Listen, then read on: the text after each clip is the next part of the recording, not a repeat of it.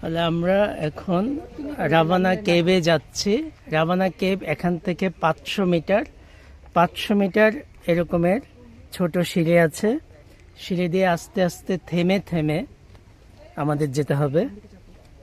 একজন কানাডা প্রবাসী ইন্ডিয়ানের সাথে কথা বলছিলাম, সে বলল যে এটা দেখার মতো।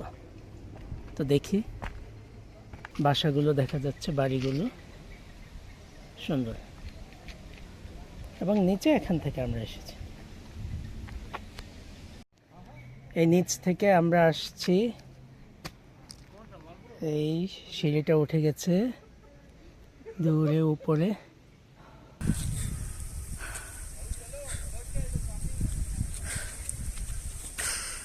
দেখতে অনেক ঝামেলা করে। এই জায়গায় এসে আবার সিঁড়িটা একটু নিচু হয়ে গেছে, আমরা নিচে নেমে তারপর আবার উপরে উঠতে হবে। আর এই দিকে খুব সুন্দর একটা ভিউ পাওয়া যাচ্ছে। আমাদের মনে হচ্ছে যে আমরা রাভানা কেভের কাছাকাছি চলে এসেছি।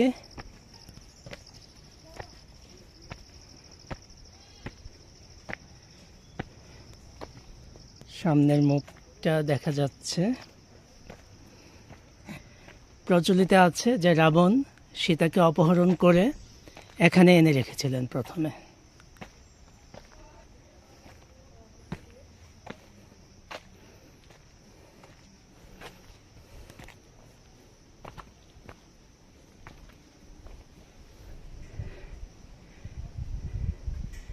এটা ধরে ধরে আমার মনে হচ্ছে ওই উঁচুতে উঠতে হবে। নিচ থেকে এই অংশটা পুরো পাথর কেটে পাথর বসানো, আর আগের মতো সিঁড়ি নেই, পাথর দেখলেই বোঝা যাচ্ছে। তো এই যে স্টেপ সিঁড়ি দিয়ে আমরা উঠেছি, সিঁড়ি দিয়ে এদিক দিয়ে উঠতে হবে। এটা রাভানা কেভ। এই যে কেভের ভেতরটা,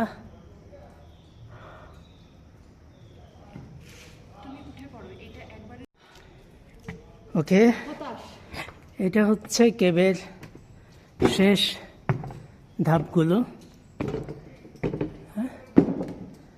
তারপর এখানে যদি আমরা যাই,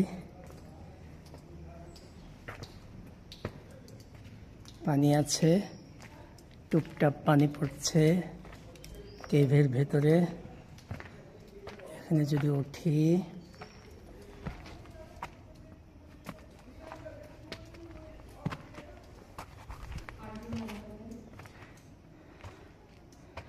এই যে রাভানা কেভ। এই কেভের ভেতরে যে জায়গাটা অন্ধকার, এই দিকে আর যাওয়া যাবে না, আমরা আর যাচ্ছি না।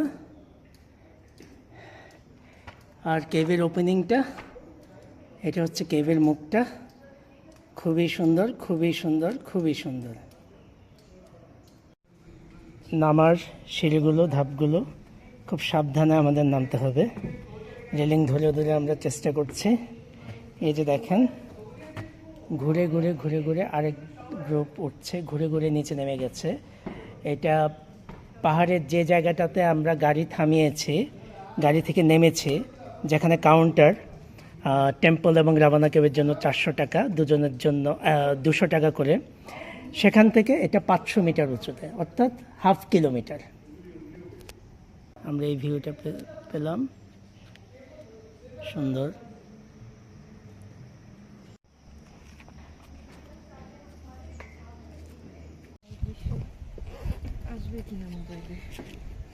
অসাধারণ সুন্দর পাহাড়।